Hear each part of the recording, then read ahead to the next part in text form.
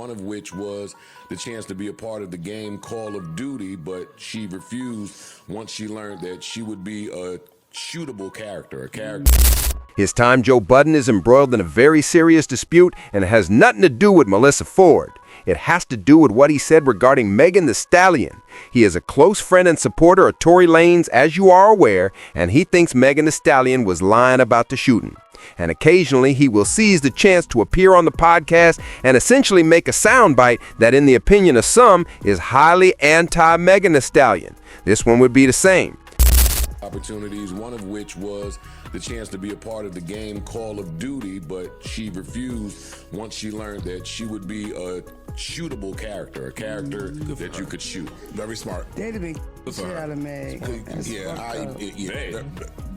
Very smart. I don't even play Call of Duty. I'd have bought it off the strip. Hell yeah. She didn't want to be shot at, and I, the Stallion, didn't want to be in this video game. He responds, well, I don't play the game, but if she was on there, I'd buy the game so I could shoot at her. All right, so that's the contentious remark that's being talked about. Of course, some women are not happy about it. Women were a victim of gun violence. And so all the misogynistic men just decided that they were going to take the side of Tory Lanez just because they did sleep together, and she lied about sleeping with him at first because she was embarrassed. So because she lied about that, she lied about everything. So we're going to all be Team Tory and basically continuously make jokes about shooting at a woman, shooting at a black woman, you know. And many men have made jokes online, have made jokes about Megan Thee Stallion being unalived, etc. This is what I anticipated would occur. This is, of course, what is taking place. This woman is making it more than simply a Meg versus Stallion problem, as you can hear.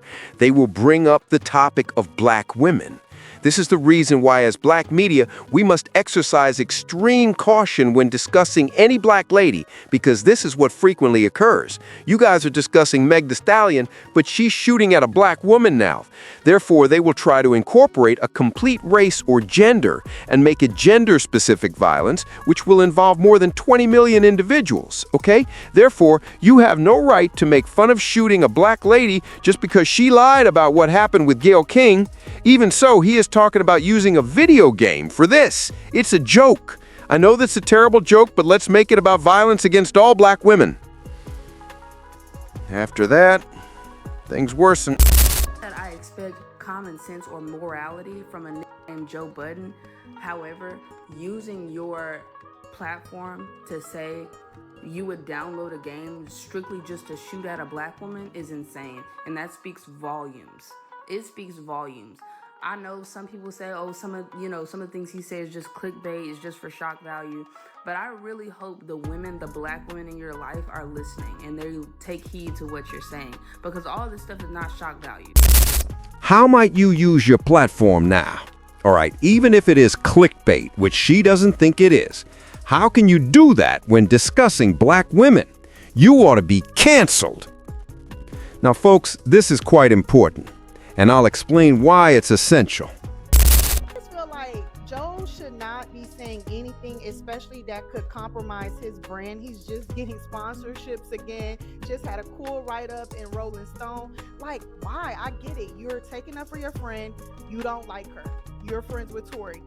Cool. There's so many other things that could have been said instead, especially when Joe already had to apologize to Megan for disrespectful comments that he made during the trial back in 2022. This woman is bringing up Joe Budden's history with women. You recently regained all of your podcast sponsorships, Joe Budden. You only had to compose an article for Tolling Stone. However, let's discuss Joe Budden's past, all right? Well, Spotify was lost in 2020, okay? In essence, Patreon lost its head of creator ownership in 2017. However, the primary one I want to discuss is when he lost Square's sponsorship of the Cash App from 2001 through 2022, all right? Sponsorship of Cash App Square. Then what took place? Okay, so Olivia Doe, one of his employees, made a sexual harassment video public. She felt uneasy at work due to inappropriate remarks, flirting, and physical contact. In essence, this went viral once more. He came out and had to apologize for this. As I mentioned, the Cash App was left. Okay? Additionally, Cash App sponsored every other network spin-off program in addition to being the primary sponsor of the Joe Budden network. Cash App bounced as a result.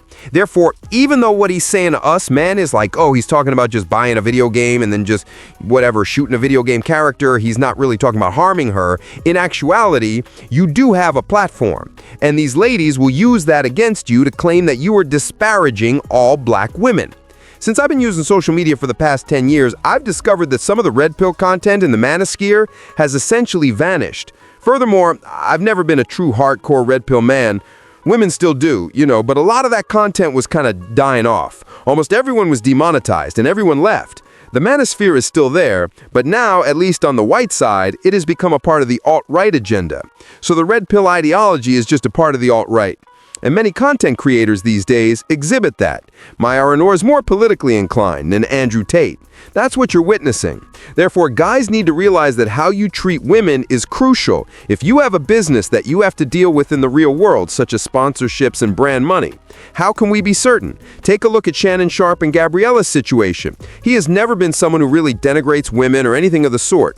However, take a look at what transpired with him and how he lost the Boost Mobile sponsorship after being sacked from ESPN. He probably lost out on opportunities and hundreds of millions of dollars as a result.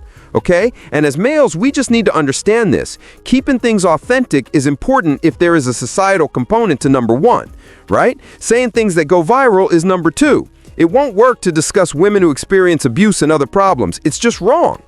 Keep your criticism to yourself because you don't want someone to be able to say, oh my God, it's gender-based violence. Furthermore, it's obvious to me that what he was saying had nothing to do with gender-based violence. He's not saying go out here and do this to women. He's not encouraging anyone to harm women in that way. I don't think he's doing that at all. All right? But they won't play it that way. So they will put pressure on brands to get rid of you. And once more, when someone wants to fire you, they do it. Consider what transpired with Charlie Kirk and these educators. They come out here. Charlie Kirk was not even wished dead by some of them. Simply pay attention. Charlie Kirk, I have no idea what was wrong with him. You get what you deserve, Hate is hate, Let's just assume that they wouldn't claim that hate is hate. They simply go straight to their employers or sponsors and say, this is what your employee is saying. And you know what? Whether the employer is left-leaning or right-leaning is irrelevant. The sponsor doesn't look good. Because the brand wants money from both the left and the right, they cannot be connected to you. It doesn't matter if they are holy or religious, the brand is interested in getting money from them.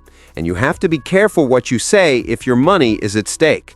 Now, you can say anything you want to say there if you want to be like Nick Fuentes and your income is dependent on Rumble. However, you will have to monitor what you say when someone else is making a payment on your behalf. Of course, you will pay attention to what you say, all right? Nothing at all. Forget about it. You should be mindful of what you say, especially when other people are spending money on your products. What are your thoughts, guys? With yet another N-Junk episode, your boy OJ Jackson is back at it. Thank you for following the bell. We've left.